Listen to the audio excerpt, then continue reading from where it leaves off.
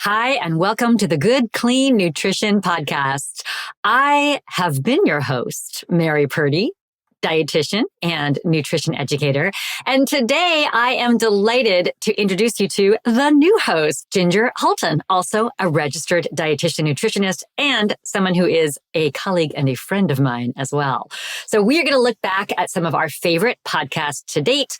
We're going to look ahead at nutrition and wellness trends that we think we might see in 2024. And we're also going to talk a little bit about our own nutrition and lifestyle goals for 2024. And you might be surprised by what we come up with. So, Ginger, welcome and welcome to your new host role. I'm really excited and grateful for everything that you've done and excited to move forward in my way. Well, I'm handing you the verbal torch right now as you get ready to enter into this role. And I got to tell you, when I first started this, I was really nervous. I know that might sound weird. I do a lot of performing and public speaking, but I was still nervous, especially because a lot of the guests that we have had on over the past several years have been people that I have been following, so I would have to gear myself up and sniff my lavender oil before we started because I felt, gosh, this is somebody who's a real thought leader in this field. So you don't seem nervous, but I mean, the people that have been on are so elite and such huge leaders in the space. I'm like, I can't believe Mary is interviewing this person, and that's amazing. And I wonder if she's nervous. So it's great to know that you are, but you're such a great balance to that knowledge. And you always add some information of your own, which I think is extremely fascinating to see it from the dietitian perspective. Well, what's been so amazing about the past few seasons is how many of the guests who come on are really valuing nutrition as a way to think about wellness. They are putting it into the healthcare picture. So many of the doctors that we talked to were saying how very much nutrition was so critical to health, wellness, disease prevention, addressing disease, reversing disease. So I felt very much in good company in terms of folks who felt aligned with my approach to health and wellness. And we should say how we know each other because we didn't even mention that up front. But Ginger and I go way back. Do you want to tell the story? You were one of my professors, one of my clinical instructors. I learned so much from you because you were a clinical supervisor. So the university that you and I both graduated from, Bastyr University, has this really cool aspect where you see patients as a student, but you're supervised by a professor. And so you were the professor that was watching us. And I mean, I learned so much confidence from you, so much about integrative nutrition, but also about like how to interact with clients and how to get people to change their behavior and inspire them. And that's a really hard thing to do when you're first starting out. Oh, that's so nice. Oh my gosh, that means a lot to me. And what was interesting was that then we ended up working together and we became actual colleagues and compatriots at an organization that was doing telehealth and wellness and, very, very cutting edge in terms of looking at gut microbiome and genetic variations and cortisol testing and functional labs. I remember when I moved back to Seattle, I was trying to figure out, what I was going to do next. And I knew that you were at that company. You must have been one of the earliest employees.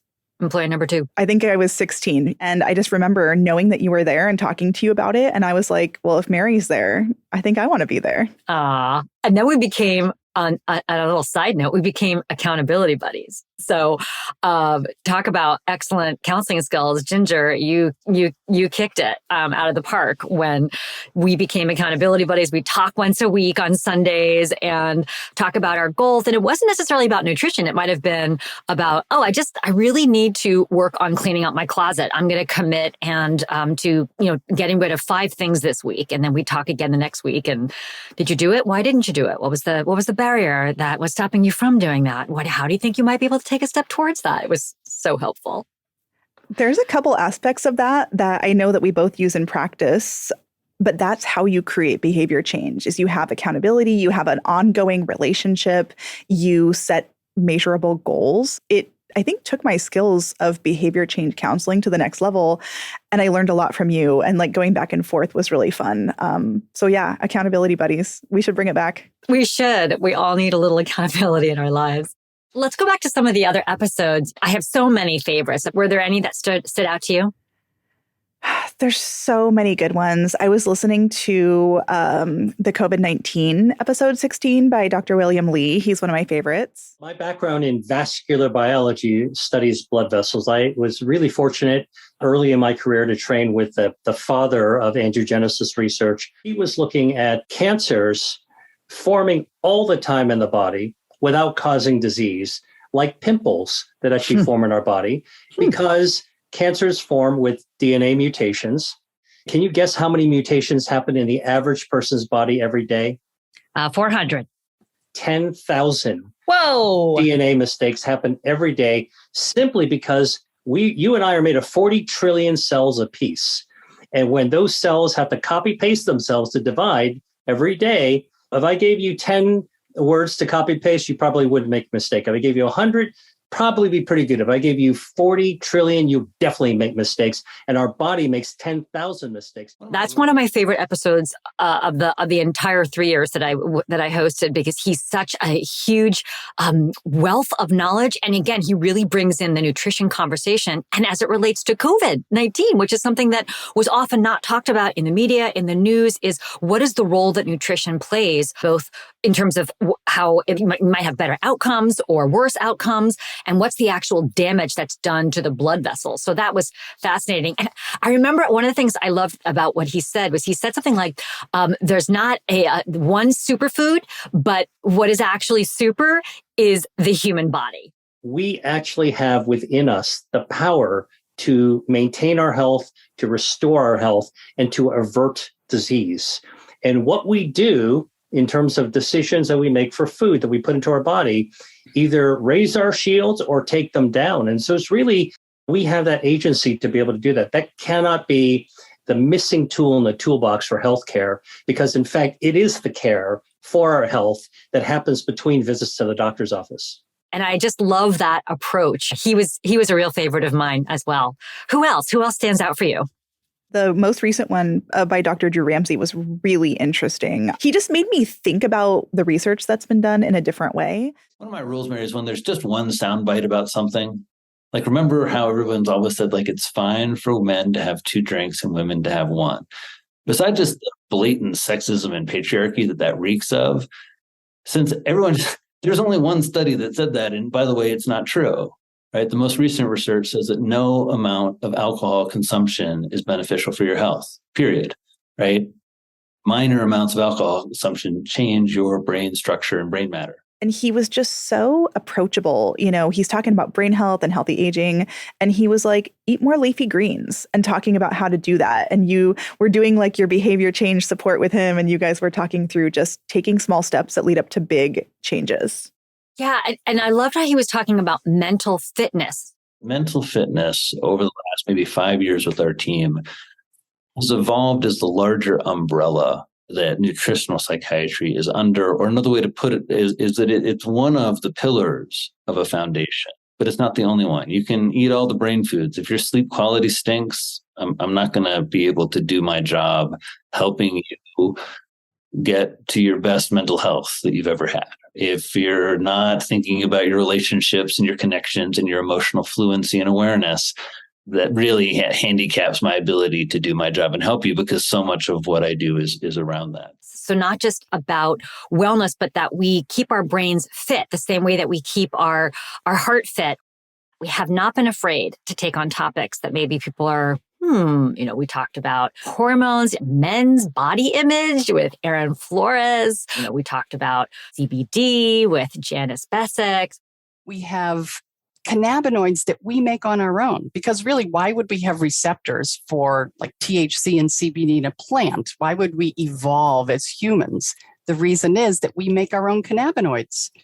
2 of them, the most studied, are anandamide or anandamide, and that's called the bliss molecule. It's a Sanskrit word for bliss.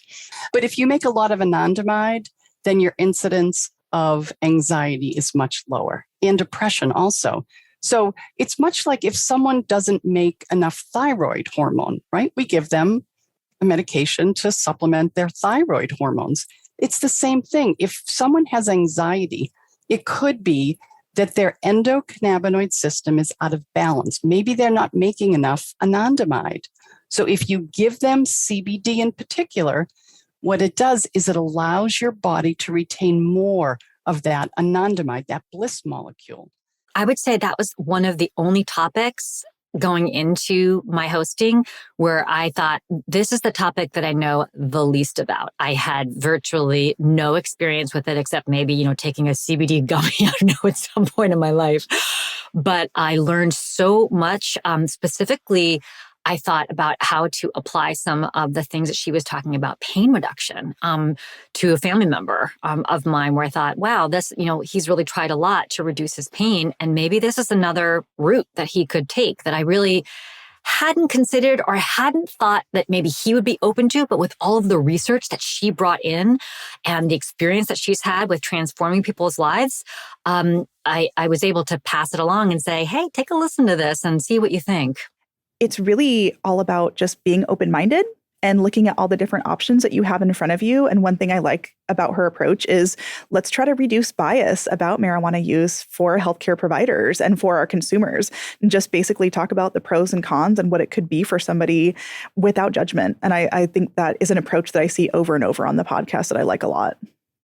So Ginger, let's talk hormones, because we actually talked about hormones a lot when we worked at the organization that we were colleagues at.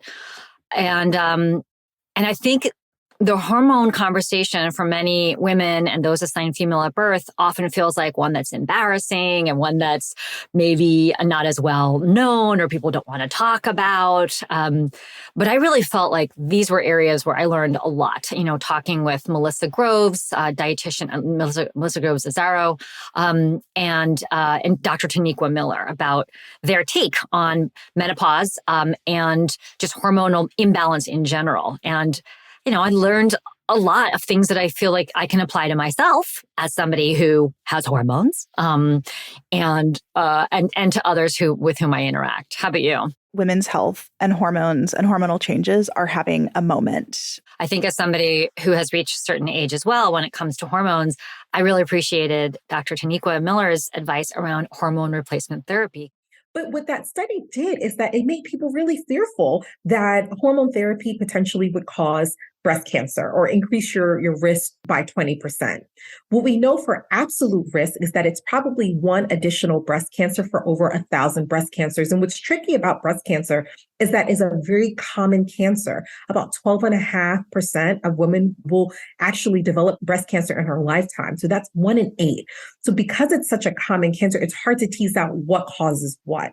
But what we do know is that we have lots of different hormonal solutions today, if you will, compared to then. And a lot of what we're seeing is a movement towards the transdermal options that are bioidentical, or what we consider bioidentical and FDA approved bioidentical. I have been thinking, is this something I want to do? I feel kind of skeptical about it, kind of nervous. What's it going to do? Is it bad for me?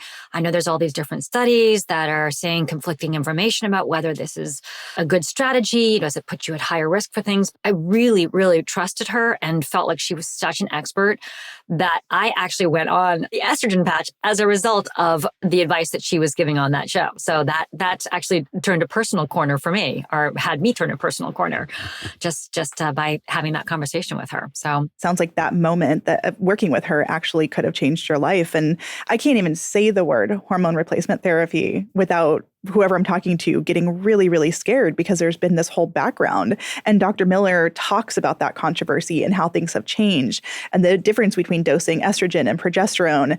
And so that helped me understand it so much better. And of course, as dietitians, we don't dose those, but like you said, it gives you the information you need to open the conversation with your physician so that you go in with the right words and more empowered to have those conversations. And I think one of the other things too that I got from that episode was just the idea of having more conversations about menopause with women who are going through it, or going through perimenopause, or entering into that phase, or even prior to that phase. But that it's possible to normalize that conversation, to have it be, dinner conversation, to have it be something that we boldly go into with a sense of celebration, as opposed to a sense of, a comedic punchline. I find this podcast empowering in general. I mean, you mentioned the men's body image episode. Diet culture tells us that our body is something that is a project that needs to be fixed. And it leads us to these living by rules, not being able to sort of say, I can trust my body to tell me what to eat, how much, but also know that like there are societal factors like weight stigma, systems of oppression that show up in this world that impact our body experience. And like you said earlier, there is no one body story. There's body diversity. People are going to have different experiences in their body based on their identity, based on socioeconomic status, based on gender. And how do we embrace all of those stories without trying to say it needs to be just like this one? And that was a real different kind of conversation that I think dietitians typically have. It's not about focusing on weight loss at all. It is all about focusing on relationship to body, trauma that may have informed why people have certain behaviors around food that they may have, changing the relationship to food and asking really different questions. I think that was a real takeaway from that episode. It was asking the different kinds of questions in order to really get to the root cause and causes and contributing factors of why someone might be where they are and having a sensitivity around that. What I take away almost every time is like empowering. You can do something about your health. You can change these small things. And I think it was Dr. Katz was talking about like how small changes can lead up to big changes and how much work and effort do you want to put into it? He positions wellness from that perspective of you're taking steps in a staircase as opposed to some helicopter ride. The other thing that I appreciate about him was that he wasn't just talking about how it's around individual choices, right? It is very much about our environment. The modern food supply is booby-trapped to make people eat badly. It's not your fault, but here we are at the receiving end of a booby-trapped bad diet.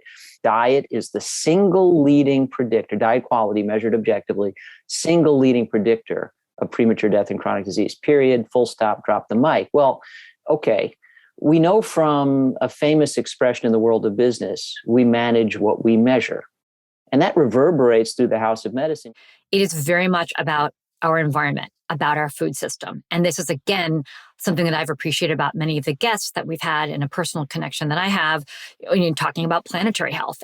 High quality diets tend to be better for the planet. And that's a really happy confluence because it might have been otherwise. It might have been that the best things for humans to eat to be well were at odds with what's best for the planet, but it's not so. A diet, as Michael Pollan put it, real food, not too much, mostly plants, it's better for human health. It's better for planetary health. The two things that you want to do to reduce your environmental footprint are move away from highly processed foods to minimally processed and unprocessed foods direct from nature, and to shift from animal food-centric diets, meat and dairy, to plant food-centric diets, lots of vegetables, fruits, whole grains, beans, lentils, nuts, and seeds, much better for human health, much better for planetary health, and, oh, by the way, kinder, gentler to our fellow creatures. Those three lenses all matter to me. And fortunately, advancing the proposition of human health with better diet means advancing all three of those agendas. What is good for people is very often what is good for the planet. So the intersection and interdependence of those is really right up in line with the work that we do as clinicians, because we are going to be seeing those connections getting louder and louder over the coming decade. Speaking of which, let's talk about trends that we think might be coming up in 2024. What's going to be the buzz that people are talking about from a nutrition and lifestyle perspective? I think climate-friendly eating and plant-based, because plant-based, whether it's vegan or vegetarian or flexitarian, that fits into climate and sustainability conversations. That needs to continue to be a conversation. So I think we're going to see big trends there. I also think, and it kind of goes hand in hand, healthy aging, longevity. How do we live longer, better? I think we're going to continue to see a lot of chatter about that.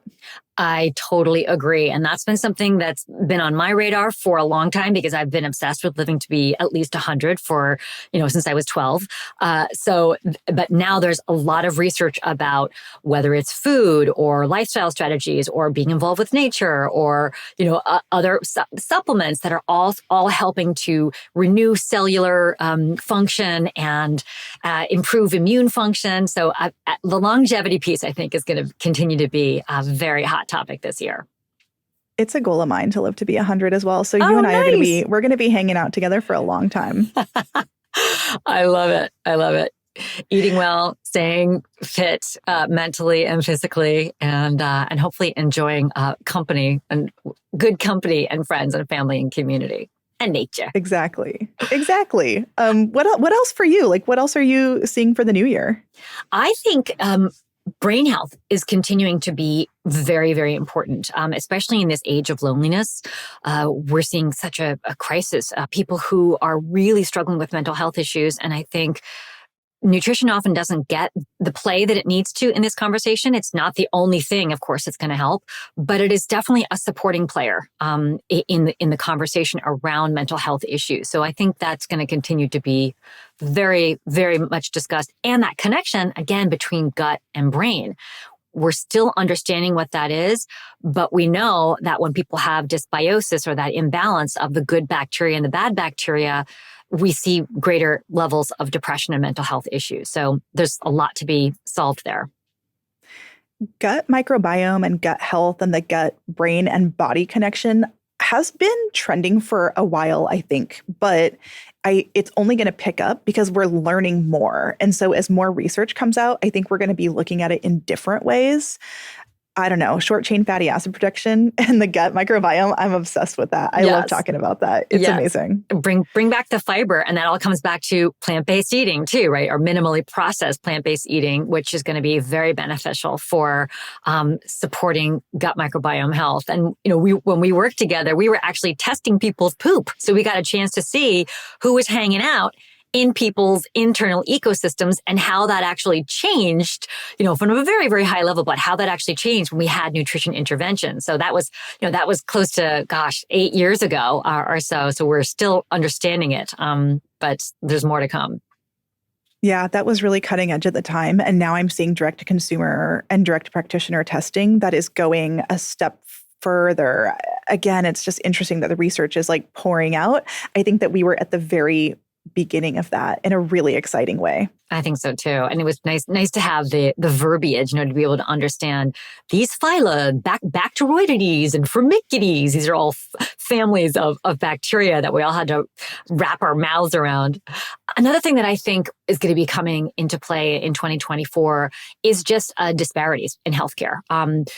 There's a real strong movement around the food as medicine movement, looking at medically tailored meals and produce prescriptions. I think that the energy coming out of the White House Conference on Nutrition, Food, and Health from fall of 2022 has really had a strong journey forward. And I think that will only continue. And I'm grateful because it's about damn time that those who don't have access to healthcare and haven't for a while and are struggling with chronic diseases, disproportionately really need these helpful interventions. It makes me wonder the role that technology is going to play in health. That's another big trend that I have seen happening that I think is going to get even more. I mean, from personal trackers several years ago, now we have lots of personalized testing. People are wearing continuous glucose monitors. AI is here, artificial intelligence. Like, how does that affect our healthcare? Cultured meat. I just ran a article about cultured meat on my Instagram the other day, and I got some really interesting comments. Some people were like, yes, that's great. And other people were like, no way, I'm never going to eat that. And that's what I'm seeing in health technology right now is some people are really into it and excited, and some people are a little scared and hesitant. Yeah, I think food tech in general. And I will say, I'm not a huge proponent of food tech. I understand that it's perhaps necessary at this point because we've come to a place where we need all hands on deck everywhere as much as we can. But food tech. Lots of companies are still springing up that are creating all kinds of different functional foods. And as you mentioned, cell-based meats and alternative proteins that I think may be questionable from a health perspective, from a planetary health perspective. Again, it's all about context and where people are at and meeting people where they are and being open-minded. So it's a journey. It's a journey. I'm seeing big shifts too in relationship to substances. I mean, the research keeps pouring out about how alcohol we once thought in little amounts was good for you. All of a sudden, there's no safe amount of alcohol that is good for you. Right. And so that's been such a huge shift. But in the meantime, I'm seeing the cannabis and marijuana and CBD conversation open, and then also more interest in like psychedelic plant medicine. Like that's so trending right now. And I just wonder how that's going to play out.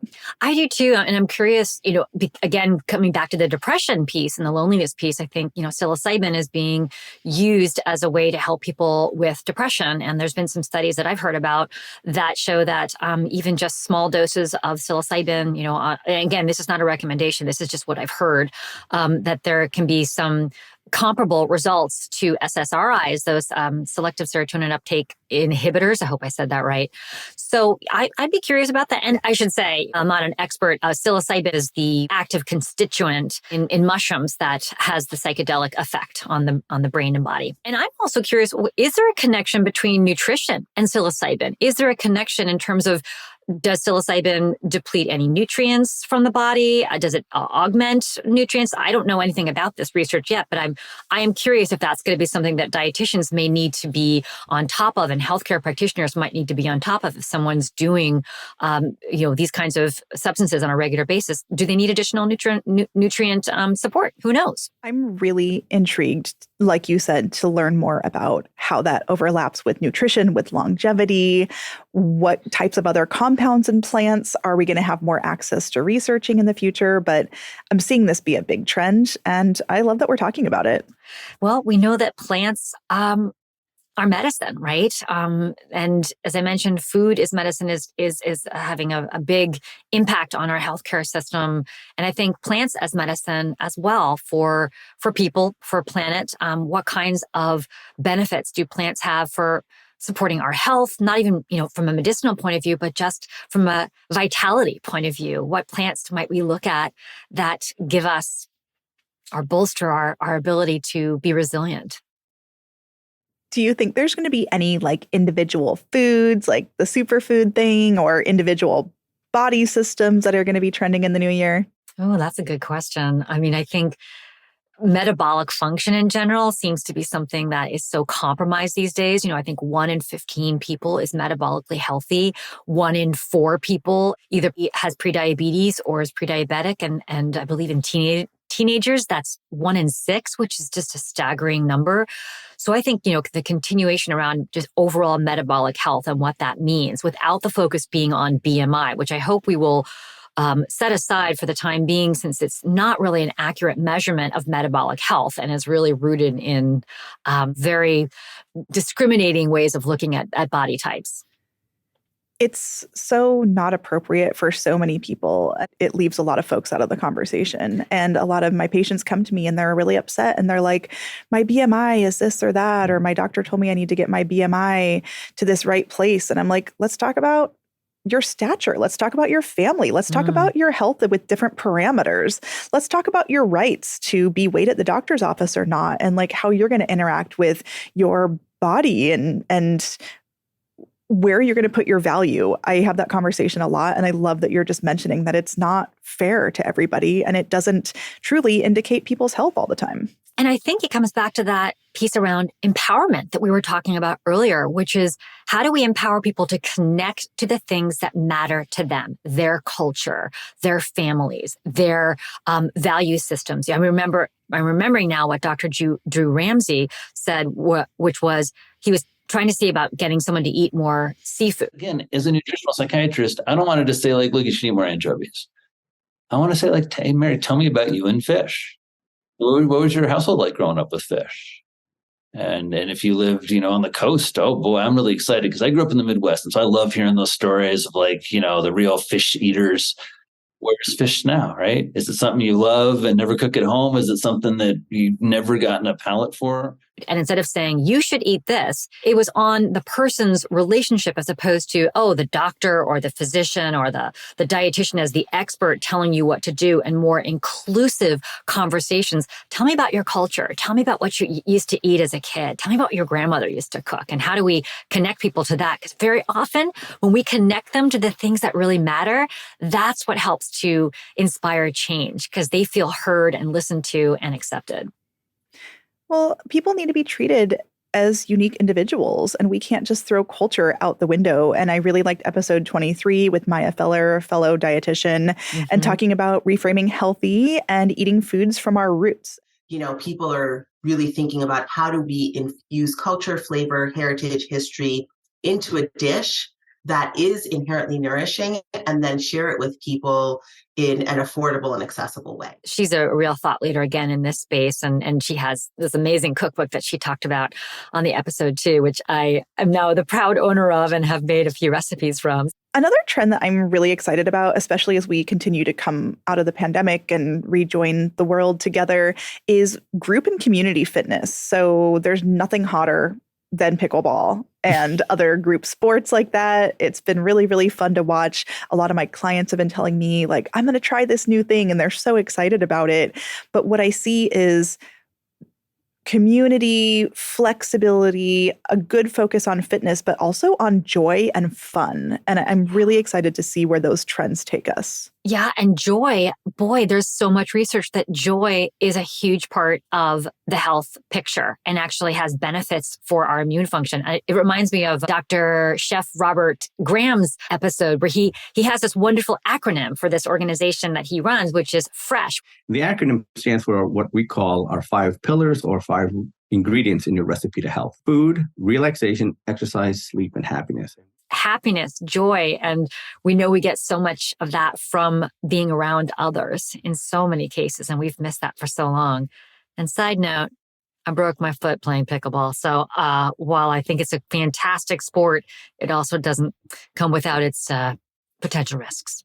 So let's talk about some of our personal goals or paths or hopes or dreams for the new year. I have been in a class where we're using the word path instead of goal, which I really like, because goal feels so much like, oh, if I don't achieve this, I have somehow failed. But if you think of it as a path, then it's something that you're taking a trip down. And so what are some paths that you are hoping for from your health and wellness perspective for 2024? A path connects your past into the future. And so thinking about where have I been and where do I want to go makes so much sense to me. I started doing early morning workouts in the summertime because I knew that was the best time of day for me to fit it in. And that's another thing that's come up a lot is, how do you fit the healthy stuff into your life? How do you make it work for you? And so for me, I'm like, early morning is great. How am I going to set myself up for success? But now it's like real dark. My car is icy. It's so much harder to do. So one of my paths that I want to go down is to really like make this a permanent, joyful habit into the future because it's working for me. But as barriers come up, we have to learn how to pivot and adapt to them. And that's the space that I'm in right now. And it is a goal for me too, because I feel very attached to it and I know that it's good for me and I want to keep going with it. So that feels really important, especially like we talked about with the hormone changes and balance and muscle mass and metabolic focus. Agreed. And this goes back to bodily fitness. I broke my foot in September of 2023, which really set me back for a couple of months. And so one of my goals in 2024, ankle fitness. Just get those ankles going. And that I'm saying that out loud on this podcast because I want to be kept accountable to keep my ankle fitness going. Because I'll tell you, dietary shifts for me are not that hard. But doing really boring PT exercises, that is hard. That is hard. And ankle rolls and strengthening exercises are boring. And so I gotta figure out a way to make that a little bit more interesting and dynamic. So that's one of my goals is ankle fitness in 2024. It's a thing. It's a new thing. It might be a new trend in 2024, ankle fitness. What about toe fitness? It's all part of the system. If we're thinking about systems thinking, Ginger, the toe is connected to the ankle. It's all connected. If we strengthen toes, we're probably strengthening the ankle and vice versa. I have one other path, and I think that I'm getting my doctorate degree in clinical nutrition. It's going, but I'm moving into my research portion, and that's going to be starting in January and probably spanning for the next couple of years. What's it going to be? It's going to be clinically related and like improving dietitian practice related. So I love giving back to the community and see how we can improve the way that we translate nutrition to our patients for better outcomes. So something in that world. I'll give more details as it develops, but I just, as you know, I'm not a researcher, and I am going to do a dissertation though. So for me, 2024 is really about learning new skills, pushing the boundaries, getting uncomfortable and asking for help. So really like learning new skills in that world. I'm nervous and excited. That's a big one for me in 2024. And that's incredible. And the fact that you are taking that next step to get your doctorate, I think is absolutely going to set you up for huge amounts of success as a dietitian. And as somebody who's going to likely be a thought leader in the area of the research that you wind up going into. Such a great reason why you are going to be an amazing host for this show, because I'm sure all of your experience in the schooling that you're in right now is going to inform your ability to respond and engage with all of the guests that we have coming up in 2024. So I just feel like the show is in such good hands. The more that you understand how research is done, how you translate it to people, how you utilize it, how you make it come to life, that has been very valuable to me. And during my program so far, I just have been diving deep into topics that we're talking about, writing papers on the gut microbiome. What does COVID do to your body? What's nutrition overlay with that? How do we manage these cancer-related side effects with the new treatments we have out right now? So I just feel excited to talk about the complexities, but the most important thing is that there's takeaways, like there always has been. Yeah, and I think that's the strength of the show. We talk about the research, we talk about the background, and so many people have personal stories. Almost everyone on the show got into the field they got into because of a personal story, either of themselves, a family member, a colleague, something that happened. And then, yes, there are these takeaways. I can only imagine there will be many, many more takeaways, and that hopefully this podcast will continue to change and improve people's lives. I'm really looking forward to it. And thanks for all the work that you've done. I'm still learning every time I engage with somebody who's a thought leader in these various spaces that we're having conversations in. So I pass the torch to you, Ginger. Thank you for being my friend, my colleague, my ally. And I really look forward to where you are going to take this show. And I'll be following right along. I know you'll be listening. I will be. We look forward to having you join us for future episodes of the Good Clean Nutrition Podcast, sponsored by Orgain, where we'll interview more subject matter experts on a variety of health and nutrition-focused topics.